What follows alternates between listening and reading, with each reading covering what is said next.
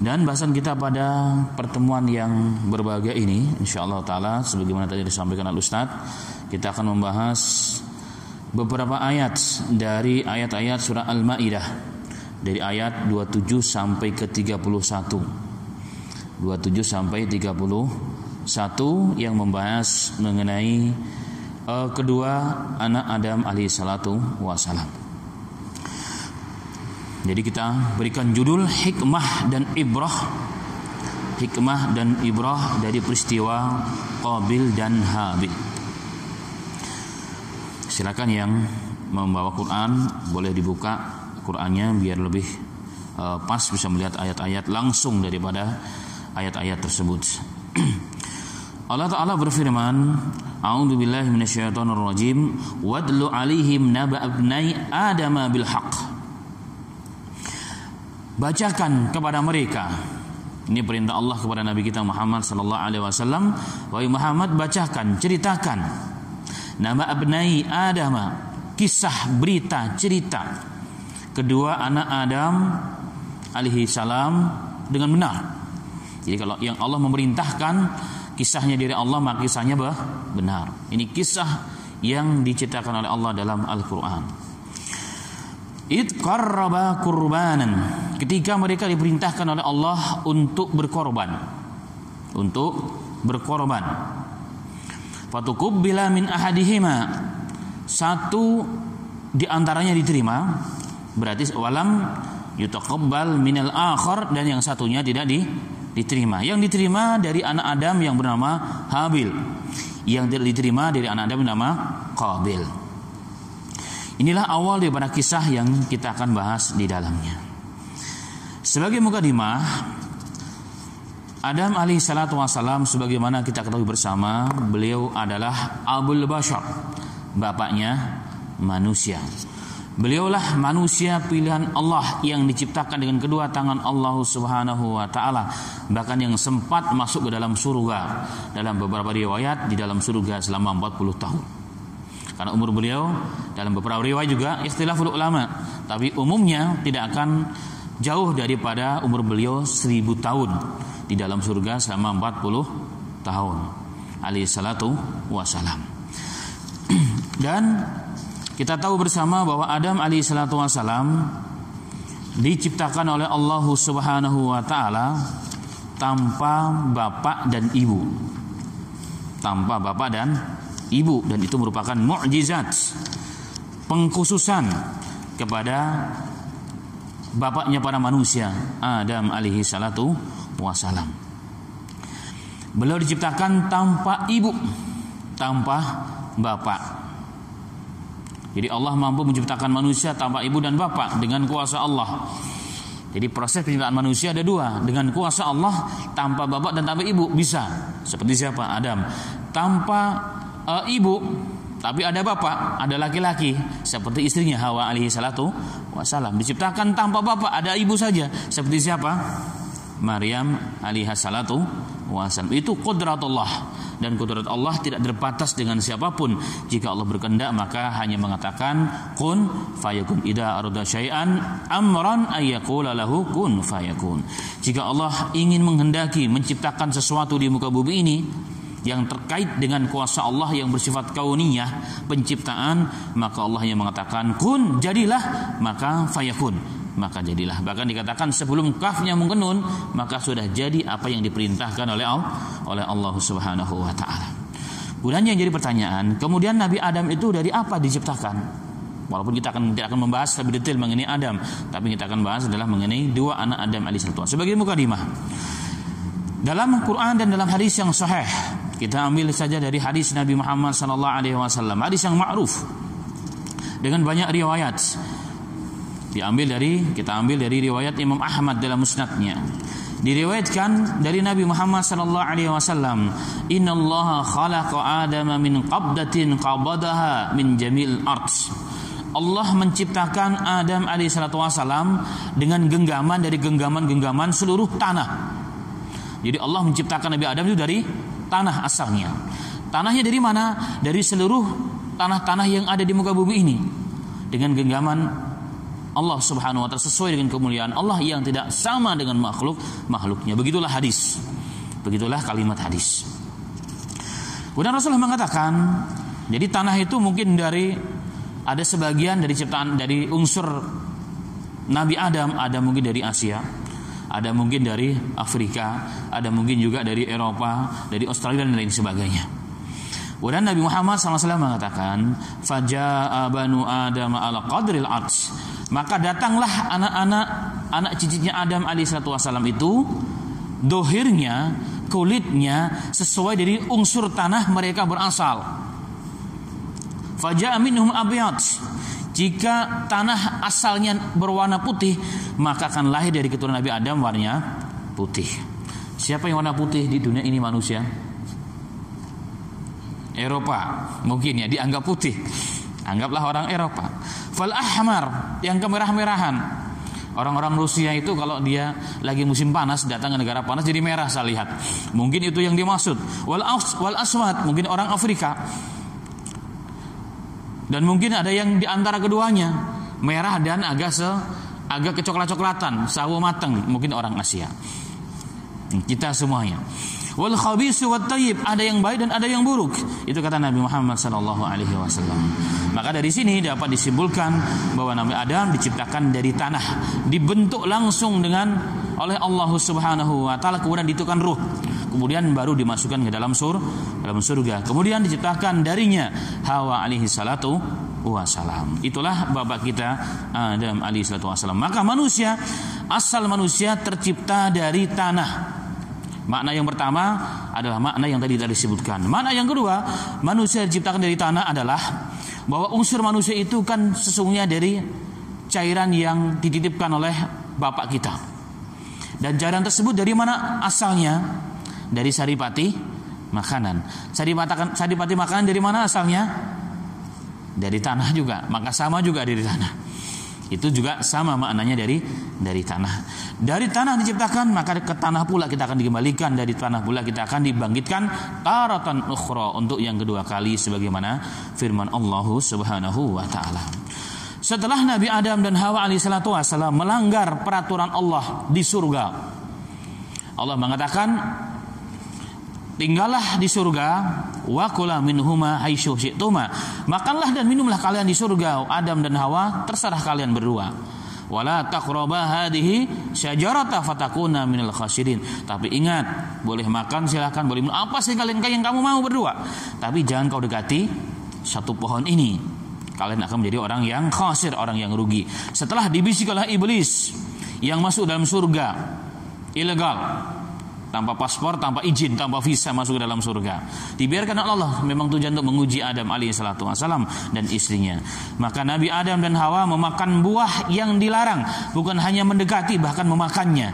Yang dengan perbuatan tersebut diturunkan keduanya ke bumi. Maka Allah mengatakan, ihbitu minha jami'a. Turunlah kalian. Ternyata kalian di sini bukan hanya Hawa dan Adam, tetapi juga iblis disuruh turun dari surga ke bumi ini. Itulah awal dari kehidupan manusia di dunia itu. Maka setelah perjalanan, Nabi Adam terpisah. Dalam beberapa riwayat, Nabi Adam diturunkan di mana katanya? Di benua India. Beli khusus di wilayah India di bawah. India bagian bawah, itu riwayatnya demikian. Walaupun secara sanad hadis memang tidak bisa dipertanggungjawabkan secara jelas, tapi begitulah yang masyhur dalam sejarah. Yang masyhur demikian. Terpisahlah dengan Hawa, kemudian bertemu katanya. Bertemu di mana? Dikisahkan pertemuannya di Arafah. Makanya karena Arafah dikatakan Arafah karena tempat pertemuan antara Hawa dengan Adam alaihissalam. Itu diriwayatkan, tetapi juga sekali lagi tanpa dengan hadis yang sahih. Tapi itulah yang ada dalam sejarah. Kemudian setelah pertemuan tersebut, Allah berikan karunia anak. Anak yang pertama namanya Qabil. Anak yang pertama namanya Qabil, dan sekali lahiran itu dua, laki dan perempuan. Yang laki namanya Qabil, yang perempuan namanya Khulaima. Kemudian lahirlah anak yang kedua namanya Habil, dan yang anak yang perempuannya namanya, ada yang mengatakan Iklima, atau yang semakna dengan nama tersebut. Bahkan dalam beberapa riwayat, dalam beberapa riwayat bahwa Hawa alaihi salatu wasalam pernah melahirkan sebanyak 20 kali lahiran, dan sekali lahir anaknya 2. Berarti kalau 20 kali lahiran anak Yuda, berarti berapa anaknya? 40 kali. Subhanallah, siapa yang mampu di zaman seperti ini? Bahkan Al-Imam Ibnu Katsir meriwayatkan, ada riwayat yang lain bahkan lebih dahsyat lagi. Qila mi'atau wa ishrina batnan fi kulli wahidatin dzikru wa unsa wa awwaluha Qabil wa ukhtuha Qulaimah. Al-Imam Ibnu Katsir meriwayatkan bahkan dalam riwayat bukan 20 kali, bukan 20 kali lahiran, tapi bahkan 120 kali lahiran. 120 kali lahiran, dan sekali lahiran laki-laki dan perempuan. 120 kali 2 jadi berapa itu? Subhanallah, 200. Masya Allah, luar biasa. Jadi satu sekolahan satu keturunan dari satu keturunan. Subhanallah. Bahkan dalam beberapa riwayat Al-Imam Ibnu Katsir juga meriwayatkan, disebutkan dalam sejarah Adam alaihi salatu wasalam, qala faqad dzakara ahlul tarikh anna Adam alaihi salam lam yamut hatta ra'a min dzurriyyatihi min awladihi 40,000 nismatan wallahu a'lam. Bahkan diriwayatkan oleh Imam Ibnu Katsir, dinukilkan dari beberapa riwayat sejarah Islam, bahwa Adam alaihissalatu wassalam tidak meninggal kecuali setelah beliau melihat anak dan cucu dan cicitnya yang jumlahnya 40,000 nismatan, 40.000 jiwa. Baru Nabi Adam meninggal dunia. Itu pernyataan dari Al-Imam Ibnu Katsir yang dinukilkan dalam kitabnya. 40 jiwa, 40.000 jiwa. Subhanallah. Jadi anaknya dan juga cucu dan cicitnya. Yang pertama adalah Qabil dan Qulaimah yang perempuan. Kemudian yang paling akhir adalah Abdul Mughis namanya. Abdul Mughis namanya Abdul Mughis. Maka saudarinya adalah Ummatul Mughis atau Ummul Mughis dalam beberapa riwayat. Itu yang diterangkan oleh Imam Ibnu Katsir rahimahullahu taala. Baik. Kemudian syariat di zaman Nabi Adam alaihi salatu wasalam, karena memang tidak ada keturunan kecuali dari Adam. Dan hikmah Allah Subhanahu wa taala, setiap kali lahir maka satu pasang laki dan perempuan, tetapi keduanya enggak boleh menikah. Dinikahkan dengan adiknya atau dengan kakaknya. Maka Adam alaihi salatu wasalam memerintahkan Qabil untuk menikah dengan Iklimah yang merupakan saudari Habil, dan Habil diperintahkan oleh Adam alaihi salatu wasalam untuk menikah dengan saudarinya Qabil yang namanya Qulaimah. Dalam beberapa riwayat diterangkan ternyata Qulaimah sangat cantik, yang merupakan saudari satu perut dengan Qabil, sangat cantik, sedangkan Iklimah kurang cantik katanya. Maka ketika Adam alaihissalatu wassalam, yang merupakan perintah daripada Allah, sesungguhnya ini wahyu, kalau Allah ingin menghendaki terjadinya perkembangan manusia di muka bumi ini dengan begitu pesat, maka diperintahkanlah mereka nikah silang. Maka Qabil enggan menikahi saudari dari Habil, karena yang bernama Qulaimah, yang bernama Iklimah kurang cantik. Maka diadakanlah protes kepada bapaknya Adam alaihi salatu wasalam. Ini yang dimaksud watlu alaihim naba bani Adam bil haqq. Bacakan kisah, ceritakan kisah peristiwa yang pernah terjadi di awal mula bumi ini ada penghuninya dari kalangan manusia, yang Muhammad kepada umat manusia, kepada umatmu, agar mereka mengambil hikmah dan pelajaran bil haqq, dan kisah ini adalah hak. Walaupun secara detail tidak begitu jelas dalam Quran, tapi diterangkan dalam hadis-hadis yang lain dalam sejarah Islam. Maka ketika Qabil enggan untuk menikahi saudari Habil, maka Adam alaihissalam atas perintah Allah mengatakan, ya sudah, kalau kamu enggan, sekarang kalian berdua harus berikan berkorban. Mana korban yang diterima, maka itulah yang akan dinikahkan.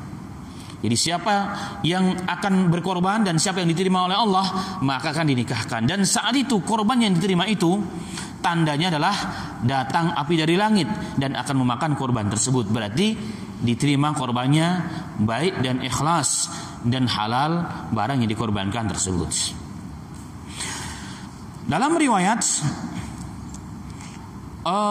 Qabil berkorban dengan seikat gandum karena dia seorang petani yang kaya raya, tapi gandumnya dipilih yang jelek, yang ingin dikorbankan untuk Allah Subhanahu wa taala, sehingga tidak diterima. Maka ia mengatakan walam yutaqabbal minal akhar, dan Allah tidak menerima daripada yang lain. Itu yang dimaksud tidak menerima korban dari si Qabil. Tetapi Allah mengatakan sebelumnya fatuqabbila min ahadihima, dan Allah menerima dari satu dari keduanya, yaitu korbannya Habil yang mengorbankan seekor kambing yang gemuk dan besar, karena beliau adalah seorang penggembala yang banyak kambingnya. Maka turunlah api dari langit memakan kambing korbannya Habil, dan tidak memakan korbannya dari si Qabil yang merupakan ikatan yang sedikit yang tidak baik isinya dari gandum milik Qabil. Maka apa yang terjadi? Qala la aqtulannak. Maka Qabil marah. Qabil marah gara-gara korbannya tidak diterima, tetapi korbannya saudaranya yaitu Habil diterima oleh Allah Subhanahu wa taala. Maka dari sini dapat diambil hikmah dan pelajaran bahwa ternyata berkorbannya itu ternyata yang hari ini diwujudkan dengan pengorban kambing itu ternyata bukan hanya syariat Nabi Muhammad, tapi sudah ada di sebelumnya, yaitu dari zaman Nabi Adam alaihissalatu wassalam, sebagai bentuk pengorbanan harta kepada Allah. Tapi bedanya kalau umatnya Nabi Muhammad SAW, korbannya itu bisa dibagikan, dinikmati oleh kaum muslimin, bahkan kita yang berkorban. Walaupun ada sebagian memahami korban itu nggak boleh dimakan oleh berkorban, nggak boleh dimakan, minha fakulu minha kata Allah, boleh makan darinya, disimpan, dibagikan, dan juga kita makan. Tetapi kalau ajaran umat terdahulu, ini syariat yang berbeda, memang korbannya sama, tapi detail syariatnya berbeda. Maka mereka korban tersebut nggak boleh dimakan oleh kita, apalagi oleh manusia, tapi akan dimakan oleh api utusan Allah Taala dari langit. Kemudian ternyata juga setelah itu ada korban juga yang kemudian juga pernah dilakukan oleh keturunan Nabi Muhammad sallallahu alaihi wasallam, yaitu kisah Ismail alaihi salatu wasallam. Itu yang ma'ruf. Itu yang ternyata bukan dari Ismail, ternyata dari zaman Adam alaihi salatu wasallam. Dan itu mengasaskan dalam agama Islam, karena sesungguhnya agama Islam itu sama, dari Nabi Adam sampai Nabi Muhammad sama, ajarannya sama, tauhidnya sama, prinsipnya sama, detailnya yang berbeda, fikihnya yang berbeda. Ajarannya adalah tauhid, pengorbanan, berkorban jiwa dan raga untuk Allah Subhanahu wa taala sebagai bentuk syukur kita kepada Allah Subhanahu wa taala. Kembali kepada kisah. Ketika Qabil melihat korbannya tidak diterima oleh Allah, maka dia marah. Dia datang kepada bapaknya Adam alaihissalatu wassalam. Dia katakan, "Innama tuqabbila minhu li'annaka da'awta lahu wa lam tad'uli." Kata Qabil, dia mengatakan dengan tidak sopan dan tidak beradab kepada bapaknya Adam alaihissalatu wassalam, "Wahai bapakku, korbannya si Habil saudaraku diterima oleh Allah. Kenapa? Gara-gara engkau ikut mendoakannya sehingga Allah menerima korbannya dan kamu tidak berdoa untukku." Itu kata Qabil. Dan inilah sifat ma'asal muslimin, sifat orang yang kalah. Jika dirinya tidak ikhlas menerima kekalahan, biasanya tetap akan mencari sela-sela kelemahan orang lain. Bayangkan, ini anaknya Adam alaihissalam yang pertama, apalagi dia merasa senior, merasa kakak. Ketika dia kalah, padahal dia perkara untuk Allah, maka dia tetap mencari sesuatu yang bisa melemahkan daripada kekalahan tersebut. Dan biasanya sudah menjadi sunnah manusia. Jika secara argumen sudah tidak bisa berargumen, apa yang akan terjadi biasanya? Maka dia akan bermain fisik. Akan menekan orang-orang yang dianggap lemah oleh orang tersebut. Demi untuk apa? Demi menggugulkan apa yang diinginkan. Dan itulah yang kemudian dilakukan oleh siapa? Oleh Qabil terhadap saudaranya Habil alaihi salatu wassalam. Baik. Dalam beberapa riwayat kemudian diterangkan, ketika setelah kejadian tersebut, Adam alaihi salatu wassalam ingin berhaji ke Mekah. Adam ingin berhaji ke Mekah karena beliau tidak tinggal di Mekah. Beliau dalam beberapa riwayat tinggal di wilayah Syam atau di wilayah Babilonia yang dekat dengan Irak sana. Adam alaihissalatu wassalam menitipkan keluarganya dan anak-anaknya kepada langit. Langit menolak. Kepada gunung, gunung menolak. Kepada bumi, bumi menolak. Tetapi ternyata Qabil menerima. Udah saya aja bapak yang akan menjaga adik-adikku katanya. Akan menjaga adik-adikku. Nah, sambil bapaknya meninggalkan Qabil dan Habil tanpa diketahui apa yang akan terjadi kepada anaknya oleh Adam alaihissalatu wassalam, maka Qabil melakukan apa yang akan dilakukan, membuat rencana yang makar terhadap saudaranya. Tetapi qadarullah tidak terjadi itu, sehingga Adam pun pulang dari haji. Tetapi qadarullah, ketika satu ketika Habil tidak pulang ke rumah, bahkan sudah hampir malam, Adam mencari-cari anaknya kesayangan ini yang memang dia taat, dia lebih soleh, dia lebih kuat dan lebih gagah dari beberapa riwayat sebenarnya. Maka Adam alaihissalatu wassalam kebingungan, di mana saudaramu wahai Qabil? Maka Qabil mengatakan, ya sudah saya cari wahai bapakku. Maka dicarilah oleh Qabil saudaranya Habil. Dalam beberapa riwayat, setelah jumpa dengan adiknya, ada beberapa riwayat, ada riwayat tertidur, adiknya kemudian dilempar dengan batu sehingga pecah kepalanya. Ada riwayat terjaga dalam sendirian. Maka dikatakan, wahai adikku, Allah menerima korbanmu dan tidak menerima korbanku. Kamu yang jahat, kamu yang salah. Itu tuduhan kepada adiknya. Dan begitulah fitrah manusia kalau kalah. Jiwanya tidak menerima kekalahan tersebut. Kemudian dikatakan, aku ingin membunuhmu. Sebagaimana Allah katakan di sini, qala la aqtulannak. Aku betul-betul akan membunuhmu. Ini ancaman yang keras dari Qabil kepada adiknya. La aqtulannaka. Itu takidatnya dua. Betul-betul sungguh-sungguh pasti aku akan membunuhmu wahai adikku. Itu kata Qabil kepada Habil alaihissalam. Qala, maka Habil mengingatkan, karena dia orang yang soleh, orang yang taat, orang yang kuat juga sebenarnya. Dia katakan, qala innama yataqabbalullahu minal muttaqin. Wahai kakakku, sesungguhnya Allah itu enggak akan menerima pengorbanan dan korban kita kecuali dari orang yang bertakwa. Yang landasannya adalah takwa, iman kepada Allah yang bersih dan ikhlas, baru diterima korbannya. Tapi kalau tidak landasan itu enggak akan diterima wahai kakakku. Harusnya kakak yang berintrospeksi diri, bukan malah marah dengan aku. Ini Allah yang menerima. Ini urusan Allah Subhanahu wa taala. Maka mendengar nasihat daripada adiknya, malah semakin memuncak kemarahannya. Maka Qabil mengatakan, maka Habil mengatakan, la in basatta ilayya yadak liyaqtulani ma ana bibasitin yadai ilaika liaqtulannak inni akhafu Allah rabbal alamin. Habil ketika melihat kakaknya sudah mulai ingin membunuh dirinya, ingin membunuh Habil, dia katakan, kalau kau bentangkan tanganmu hai kakakku, ingin membunuh aku, tetap aku tidak akan membentangkan tanganku. Artinya aku tidak akan melawan apa yang ingin kau lakukan kepadaku. Kenapa? Karena aku takut, ini akhafullaha rabbal alamin. Karena aku takut kepada Allah Subhanahu wa taala. Inilah di antara indikasi jelas dalam Al-Qur'an bahwa Habil itu orang yang sangat soleh. Dia tahu ingin didolimi, dia pasrah. Tadi di awal saya katakan bahwa sifat karakter manusia yang jelek, jika kalah, jika argumen sudah tidak bisa mengalahkan yang dianggap musuhnya, maka biasanya main fisik. Kita lihat hari ini demikian, akan membuat tekanan kepada massa, tekanan kepada siapa saja. Yang penting bisa menggugulkan keinginan yang tidak baiknya tersebut. Itulah yang dilakukan oleh Qabil terhadap saudaranya. Ditekan dia. Subhanallah. Tetapi sifat orang yang mukmin, sifat orang yang muttaqi, dia tidak akan membalas dan tidak akan membunuh saudaranya. Yang boleh dalam Islam adalah menjaga. Kalau dalam Islam, Rasulullah mengatakan, barang siapa yang terbunuh karena menjaga dirinya, dia ingin dibunuh, menjaga hartanya, menjaga keluarganya, menjaga tanah airnya daripada penjajah, dia mati karena itu, maka dianggap dia mati syahid. Kalaupun dia terpaksa membunuh orang yang membunuh dirinya, maka dia tidak diqisas oleh Islam. Tetapi jika dua-duanya memang ingin saling bunuh-bunuhan karena urusan dunia dan ego, maka dua-duanya akan masuk neraka.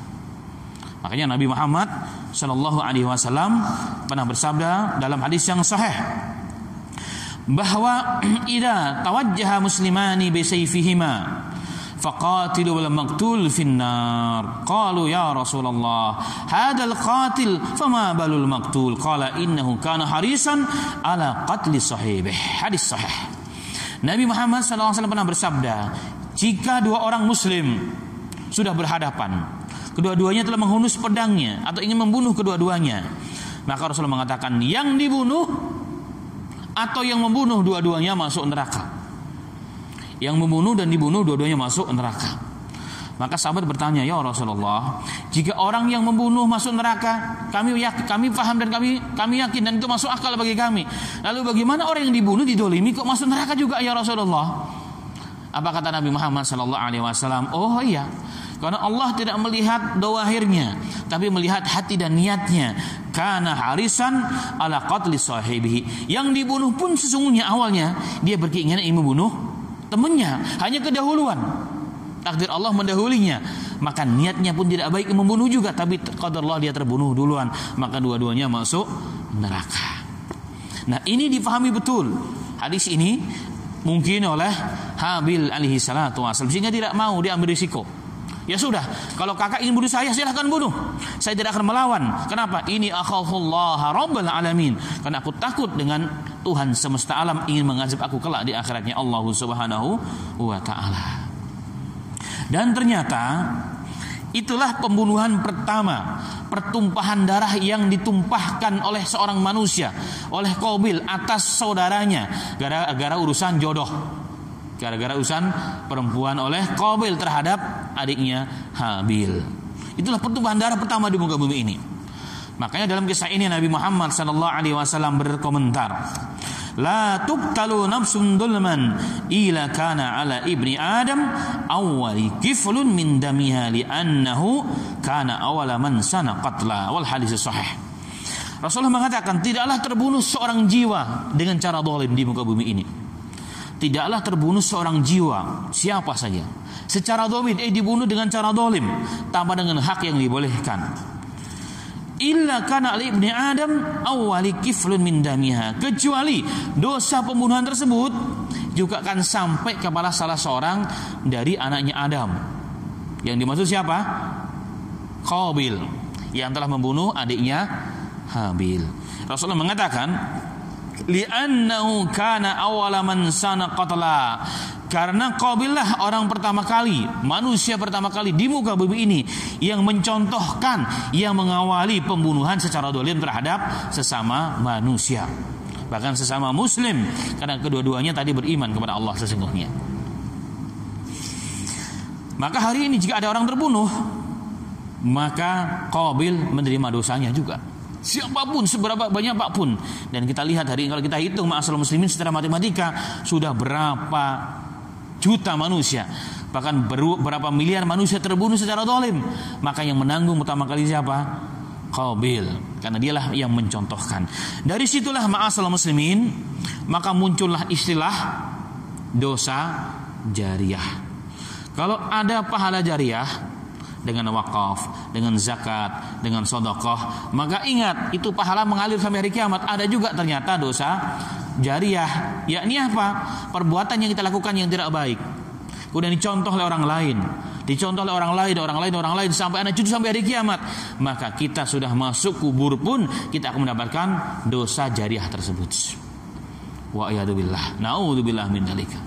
Kan itulah al-Imam Syatibi dalam kitabnya Al-I'tisam, beliau pernah mengatakan, idza mata bani Adam fatuba liman mata famata dunubuh. Beruntunglah orang yang mati dari kalangan Bani Adam, meninggal dunia, wafat, pisah jasad dan ruhnya, mati pula dosanya, berhenti dosanya. Itu beruntung. Itu beruntung. Orang yang tidak sholat ketika dia mati, maka berhenti tidak dosa tidak sholatnya? Berhenti. Kenapa? Karena dia sudah mati, sudah nggak kena tanggung jawab lagi. Orang tidak puasa, mati, berhenti puasa, tidak berpuasa dosa besar. Tapi ketika orang mati, maka berhenti pula dosa tidak puasanya. Begitu juga dosa-dosa yang lain. Itu kata Al-Imam Asy-Syatibi termasuk orang yang beruntung, termasuk orang yang tuba, orang yang beruntung, kata beliau. Kemudian beliau melanjutkan kalimatnya, fawail tawil, dan kecelakaan yang sangat panjang yang tidak ibarat lautan tidak bertepi. Siapa mereka? Man mata fatabqa dunubuh, yang mati, orangnya mati, jasadnya mati, terpisah dengan ruhnya. Fatabqa dunubuh, tetapi masih tersisa dosanya. Ila mi'ah di sanatin, atau ila mi'ati sanat ila ma'iti sanatin, sampai 100 tahun, 200 tahun, sampai hari kiamat. Dia telah mati tapi dosanya terus bertambah, menambah dosa dan dosa-dosa, sehingga menambah azab pula di dalam kuburnya. Itulah yang disebut dengan dosa jariyah, wa iyadzubillah. Dan itu pun sesuai dengan hadis Nabi Muhammad sallallahu alaihi wasallam dalam riwayat Muslim dan Bukhari. Man sanna sunnatan hasanatan, barang siapa yang mencontohkan perkara yang baik dalam Islam, perkara yang telah mati dihidupkan kembali. Kisahnya adalah ada seorang dari pedalaman Madinah, dari pinggiran Madinah, datang ke Madinah dalam kondisi compang-camping, kelaparan, dalam kondisi kekurangan. Maka Rasulullah melihat kasihan, ini orang perlu bantuan. Maka Rasulullah mengatakan, berinfaklah kalian wahai manusia. Maka Rasulullah berinfaklah kalian wahai manusia, dibentangkanlah sorban Rasulullah di masjid. Kemudian tiba-tiba ada seseorang yang melempar hartanya, melempar emasnya, dilempar. Kemudian diikuti oleh orang lain, diikuti oleh orang lain. Kemudian Rasulullah berkomentar di akhir kejadian tersebut, man sana sunnatan hasanatan, barang siapa yang mencontohkan suatu kebaikan dalam Islam kemudian diikuti oleh orang lain, maka dia mendapatkan pahala yang kebaikan tersebut dan pahala orang-orang yang mengikutinya tanpa mengurangi pahala orang-orang tersebut. Faman sanna sunnatan sayyi'atan, maka barang siapa mencontohkan perbuatan yang tidak baik, fa alaihi wijruhu wa wijru man amila bihi, dia mendapatkan dosa dan dosa-dosa orang yang mengikutinya sampai hari kiamat. Wa iyadzubillah, wa iyadzubillah, naudzubillah min dzalika. Maka setiap kita harus mengintrospeksi diri masing-masing, termasuk yang berbicara. Kalau kita punya amalan yang baik, belum tentu diterima oleh Allah. Sudah begitu, jangan-jangan pula kita punya dosa yang jariyah. Apalagi sebagai orang tua, mungkin melakukan perbuatan-perbuatan yang kita anggap biasa, sepele, ternyata diikuti oleh anak kita. Anak kita mengikuti pula anak-anaknya sampai hari kiamat. Maka kita mendapatkan dosa yang tidak baik. Tanpa kita beramal, ternyata bertambah dosa kita. Wa iyadzubillah. Inilah hikmah penting yang kita harus ambil hikmah dan pelajaran pada kisah ini. Kemudian Allah Ta'ala mengatakan, inni uridu an tabu'a bi ismi wa ismik wa takuna min ashabin nar fadzalika jazaa'udz zalimin. Habil alaihi salatu wasalam sebelum dia terbunuh mengatakan, inni uridu an tabu'a bi ismi, aku ingin kembali kepada Allah, membawa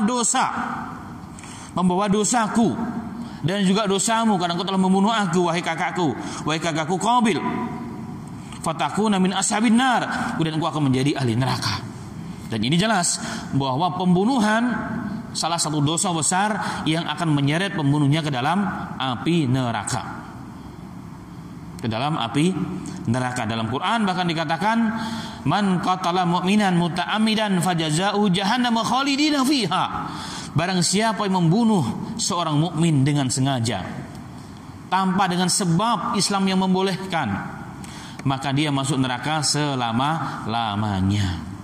Karena harga mukmin itu ma'asal muslimin lebih hebat daripada Ka'bah. Bahkan dalam hadis yang sahih disahkan oleh Al-Imam Al-Albani dalam sisa hadis sahih, Rasulullah pernah melihat Ka'bah dalam riwayat Abdullah bin Abbas. Abdullah bin Abbas mengatakan, anna Nabi SAW nadhar ila Ka'bah, Rasulullah melihat ke Ka'bah. Kemudian dia mengatakan, ahlan biki, selamat datang engkau dan orang-orang yang datang dari Ka'bah, wahai Ka'bah. Sesungguhnya engkau punya keutamaan, tetapi sesungguhnya lil mukmin, tapi bagi seorang mukmin juga punya keutamaan yang hebat. Dan bagimu ada keharaman yang satu, tapi bagi seorang mukmin ada keharaman yang tiga, kata Rasulullah.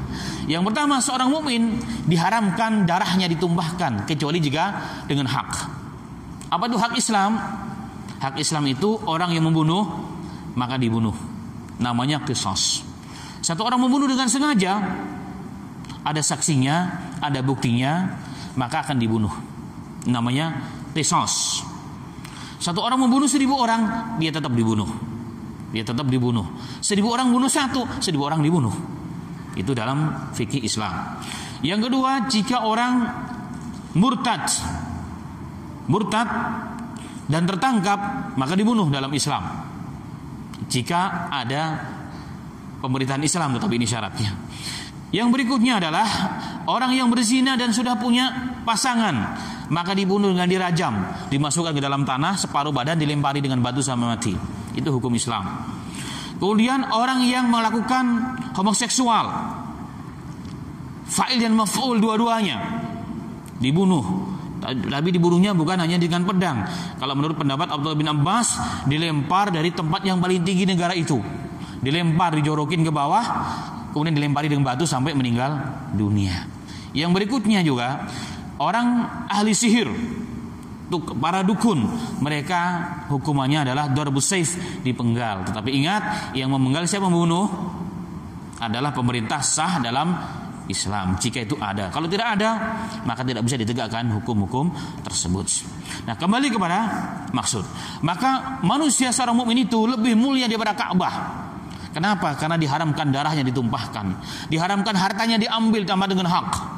Jadi haram seorang mengambil harta seorang muslim tanpa dengan kerelaan dan hatinya, tanpa kerelaan hatinya.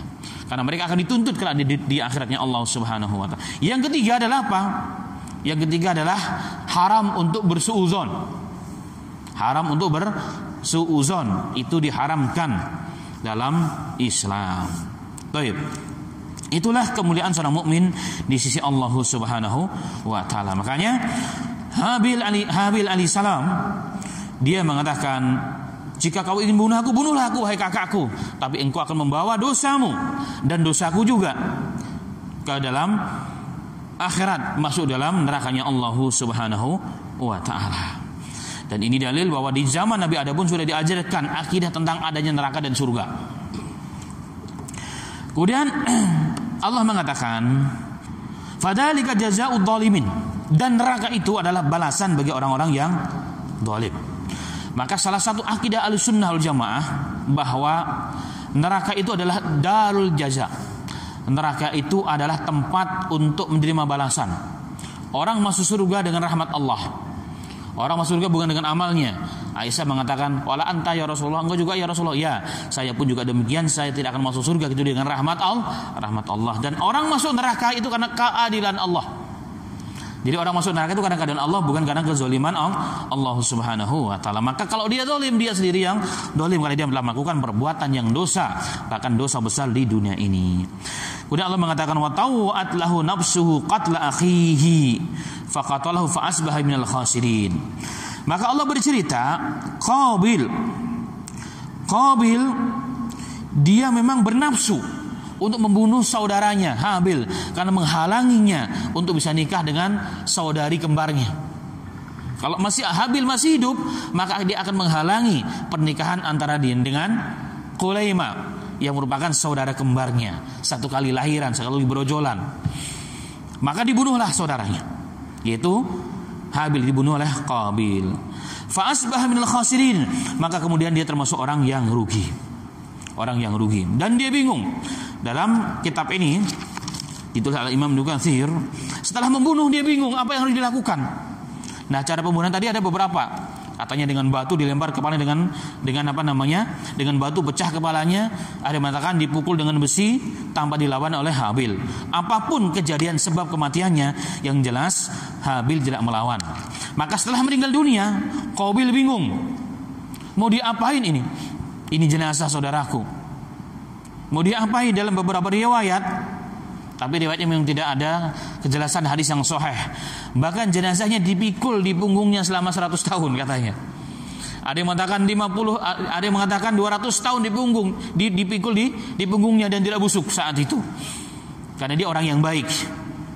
Sampai kemudian Quran mengatakan, wa ba'asallahu ghuraban yab'atsu fil ardi liyuriyahu kaifa yuwari sawta akhihi qala ya wailata a'jaztu an akuna misla hadzal ghurab fa uya sawta akhihi fa asbaha minan nadhimin. Sehingga Allah utus kemudian seekor gagak yang membawa jasad temannya yang mati. Jadi gagak membawa gagak yang mati. Kemudian tiba-tiba gagak tersebut menggaruk-garuk tanah, membuat lubang di tanah, kemudian dimasuklah gagak yang mati itu dalam tanah, kemudian diuruk. Setelah itu si Qabil melihat, oh begitu caranya. Kemudian dia belajar, oh begitu caranya. Ternyata gagak lebih pintar daripada aku.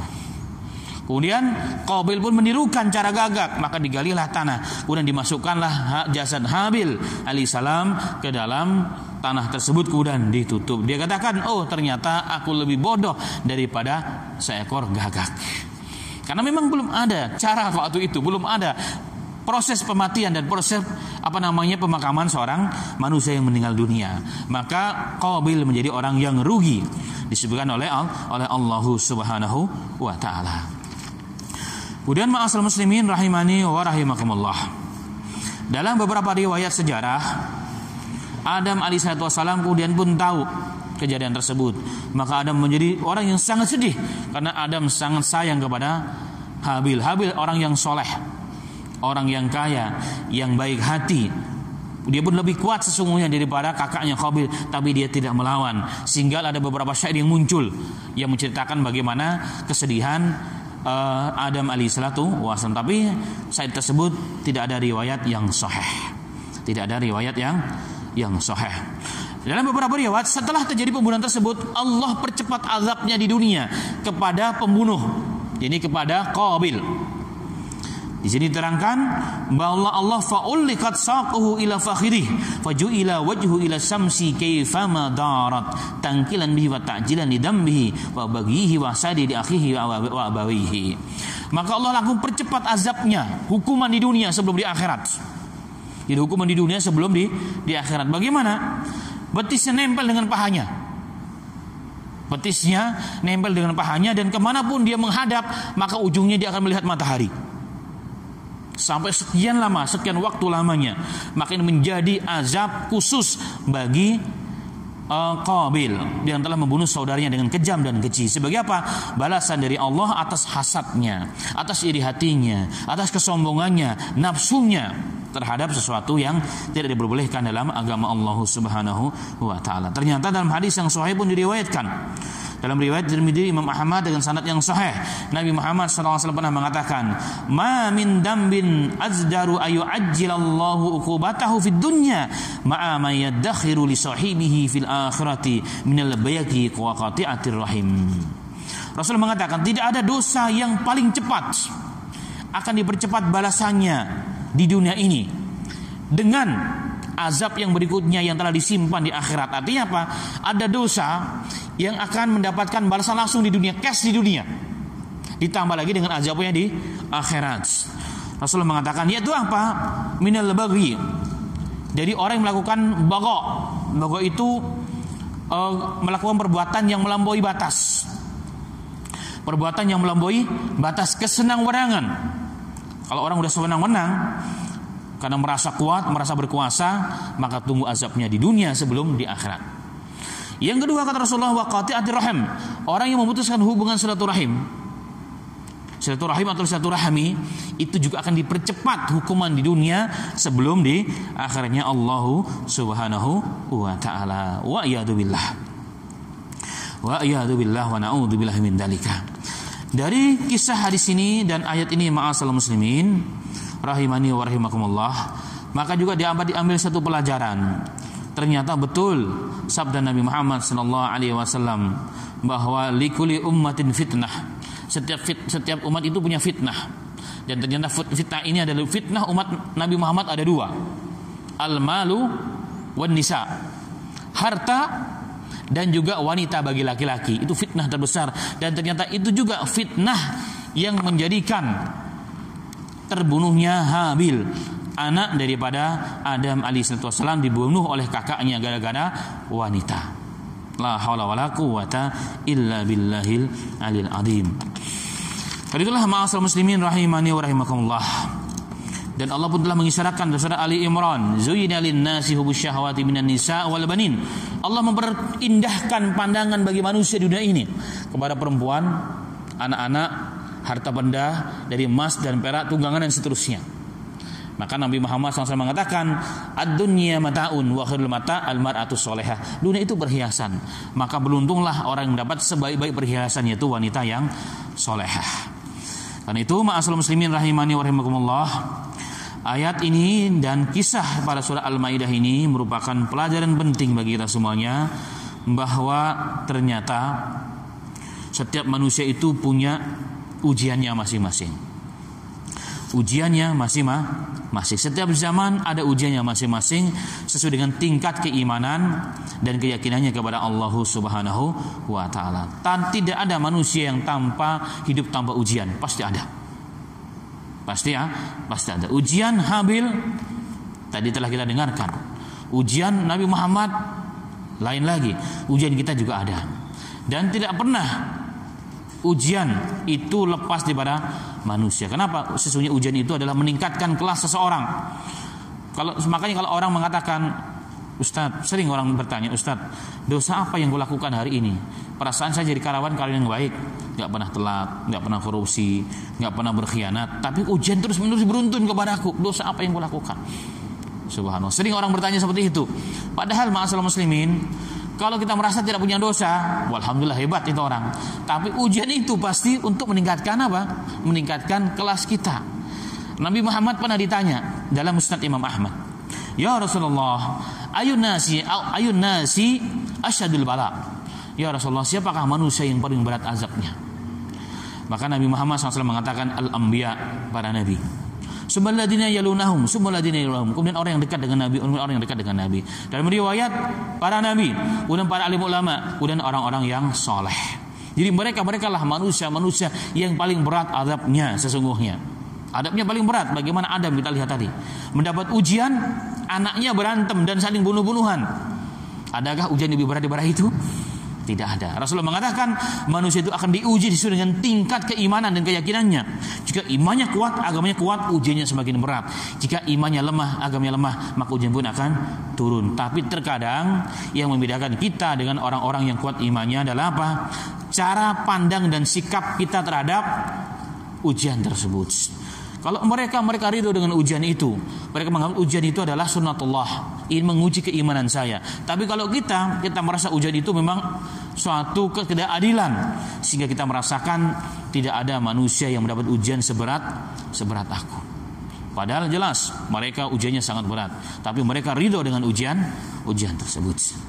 Dan barang siapa yang menjalani ujian tersebut dengan ridho, dengan berpasrah kepada Allah, apapun endingnya, sebagaimana kisah Habil alaihissalatu wassalam, maka dijamin ridho Allah dan surganya Allah Subhanahu wa taala. Dan itulah ma'asyiral muslimin rahimani wa rahimakumullah, jangan pernah merasa paling berat ujiannya. Karena masih banyak orang-orang yang lebih hebat daripada kita yang mendapat ujian yang lebih besar, tapi mereka ridho. Kelihatan mereka adalah orang-orang yang biasa-biasa saja. Kenapa? Karena mereka pasrahkan segala ujian tersebut kepada Allah Subhanahu wa taala. Kemudian yang terakhir, ma'asyiral muslimin, hikmah yang dapat kita ambil daripada kisah ini, dari kisah yang diterangkan oleh Allah Subhanahu wa taala, adalah bahwa ternyata setiap ketentuan yang Allah tentukan kepada manusia,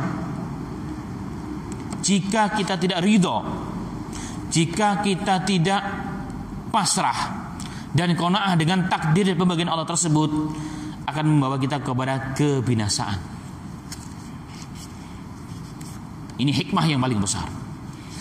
Sekali lagi, terhadap takdir dan ketentuan Allah, aturan agama termasuk di dalamnya, atau takdir Allah kepada kita, jika tidak ridho menerimanya, tidak qanaah menerimanya, tidak kita paksakan diri kita untuk menerima hal tersebut, maka akan membawa kita kepada kehancuran di dunia ini dan juga di akhiratnya Allah Subhanahu wa taala. Sebagaimana tadi Qabil, peraturan agama, peraturan bapaknya yang merupakan wahyu daripada Allah, bahwa dia harus nikah dengan saudari Habil. Dia tidak mau, gara-gara tertipu dengan kecantikannya orang yang mau dinikahinya. Tidak mau, dia ingkar, dia melawan. Muncullah hasad, muncullah hasad, maka membawa dia pada kehancuran dunia dan akhirat, bahkan mendapat seluruh dosa-dosa orang-orang yang pernah membunuh manusia secara zalim sampai hari kiamat. Tidak ada dosa yang lebih besar daripada itu. Wa iyadzubillah. Kemudian yang berikutnya, tidaklah pelanggaran agama, menolak peraturan, menolak ketentuan itu kecuali karena dalam hatinya ada hasad, ada iri dengki. Dan iri dengki itu biasanya muncul kenapa? Dia merasa lebih. Sebagai seorang kakak biasanya merasa dia lebih berhak dong nikah dengan siapa saja daripada adik-adiknya. Tapi kenapa saya harus nikah dengan orang yang tidak cantik? Karena dia merasa afdal, merasa lebih.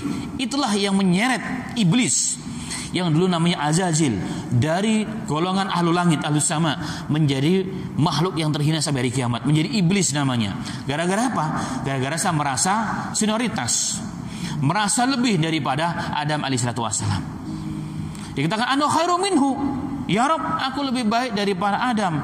Khalaqtahu min tin wa khalaqtani min nar. Ya Rabb, kau ciptakan Adam dari api, dari tanah. Kau ciptakan aku dari tanah, kau ciptakan aku dari api. Aku unsurku ini lebih baik ya Rabb daripada Adam. Kenapa aku harus bersujud kepada Adam? Merasa senioritas karena Adam diciptakan setelah iblis. Maka ini muncul merasa lebih hebat, merasa lebih pintar. Itu menumbuhkan sifat berikutnya itu apa? Ujub, congkak. Kemudian terjadilah pembangkangan, tidak ridho dengan ketentuan Allah Subhanahu wa taala yang akan menyeret orang tersebut kepada kehancuran dunia dan akhiratnya Allah Subhanahu wa taala. Wa a'udzubillah wa na'udzubillah min dzalika. Dan itu ternyata sifat itu ma'asal muslimin diwariskan oleh iblis. Kepada siapa? Kepada Bani Adam.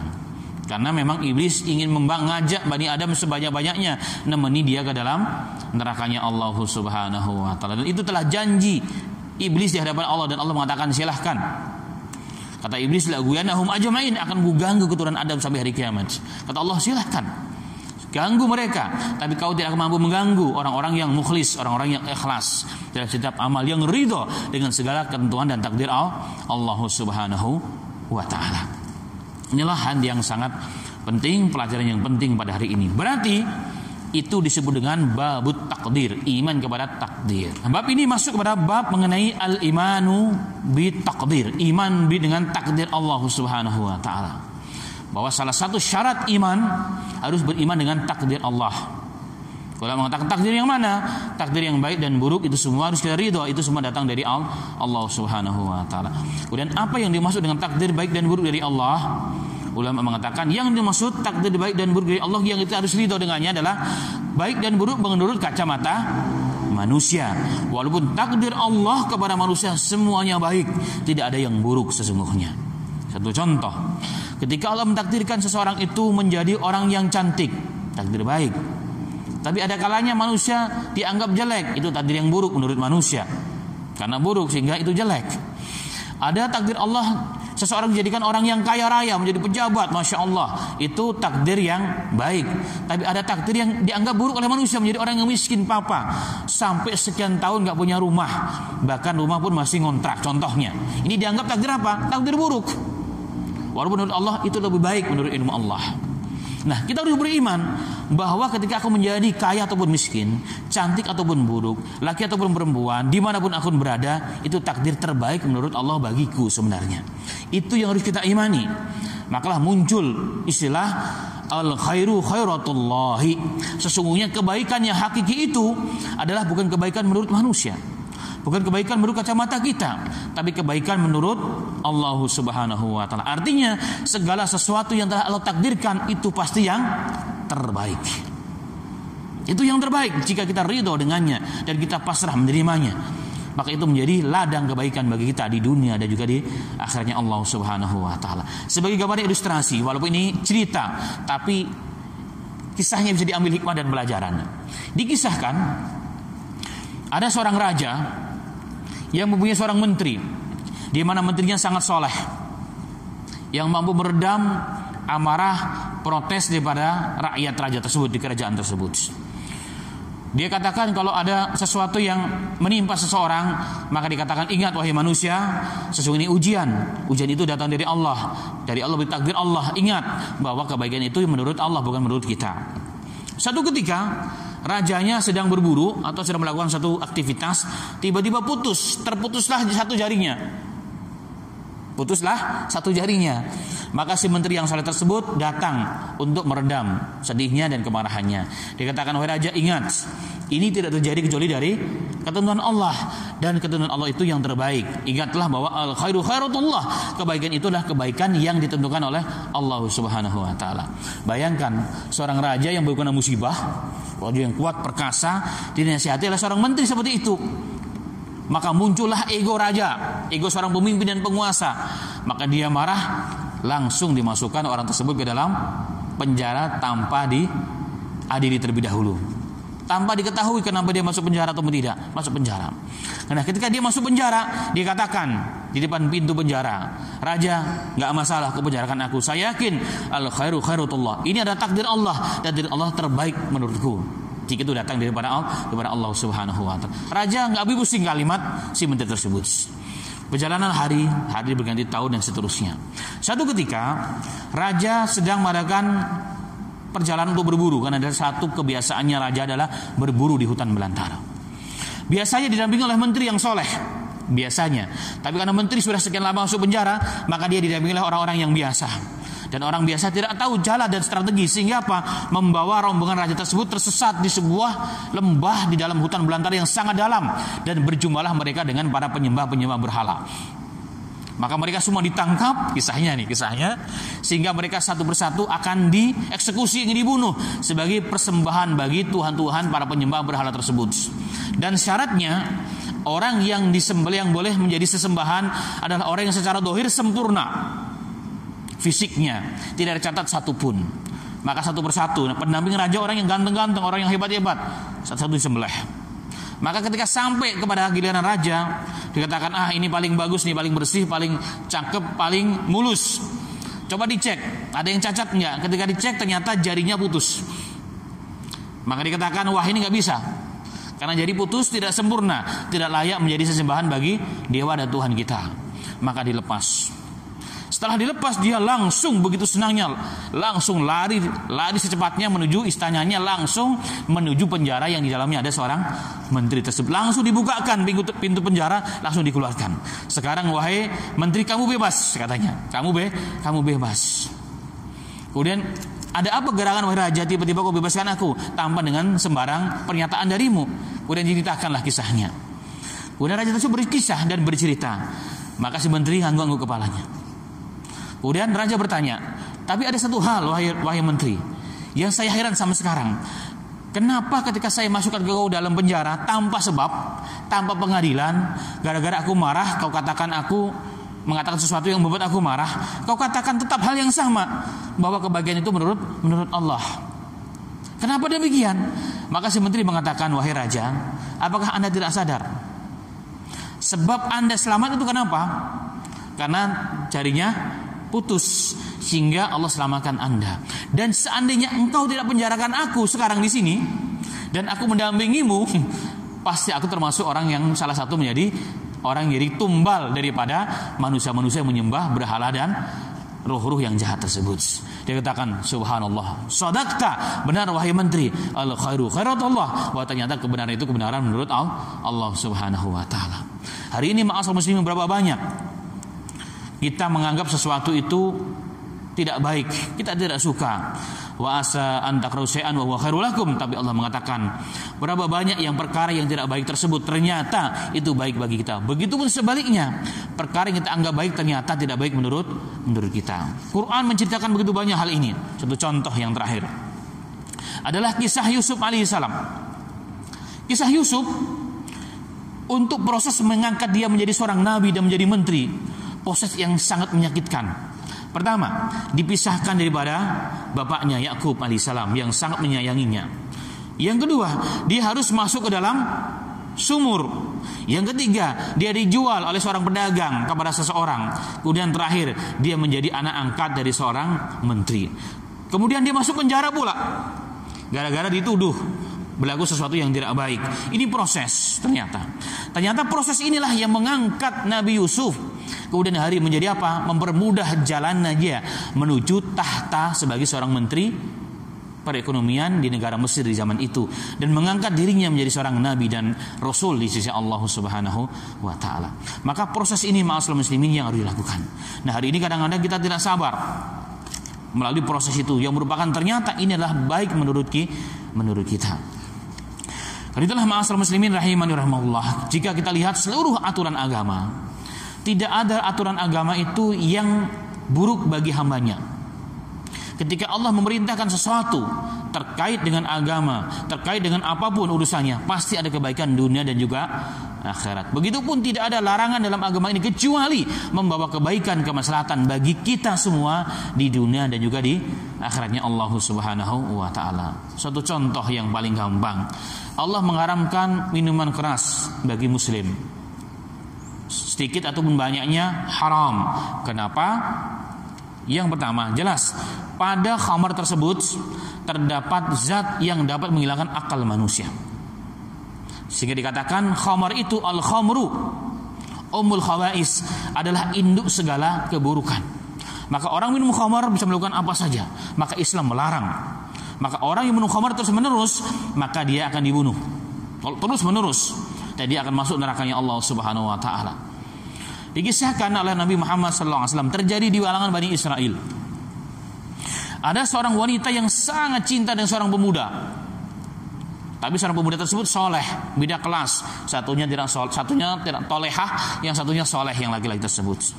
Tapi suatu ketika pemuda tersebut terperangkap karena dia mungkin bukan alim. Ditemui oleh seorang perempuan tersebut dengan dalih minta tolong agar dia membantu sesuatu di rumahnya yang perempuan tersebut tidak bisa melakukannya. Kalau dia seorang ulama alim, dia nggak mau kecuali dengan mahram. Tapi karena dia bukan ulama, hanya orang yang soleh saja, maka dia ikut ke dalam rumahnya. Sampai di rumahnya, qadarullah, dengan berbagai macam cara, tipu muslihat, maka dikunjilah rumah tersebut, disuruh melakukan 3 hal, untuk memilih 3 hal: minum khamar, berzina dengannya, atau membunuh anak kecil. Dia berpikir, kalau saya berzina, 2 manusia yang rugi, 2 manusia yang dosa. Kalau saya membunuh, maka saya melakukan perbuatan yang sangat besar dan saya telah merugikan orang lain, membunuh masa depan seorang bayi. Maka menurut akalnya, karena dia orang soleh tapi bukan ulama, bukan alim, katakan saya minum khamar sajalah, yang rugikan saya cuma. Setelah dia minum khamar, apa yang terjadi? Dia mabuk, dia tidak sadar. Kemudian wanita tersebut memerintahkan untuk berzina dengannya dan membunuh anak tersebut. Maka terjadilah seluruh dosa-dosa dilakukan gara-gara minum khamar. Maka Islam melarang orang minum khamar. Kenapa? Menghilangkan akal manusia, akal yang sehat.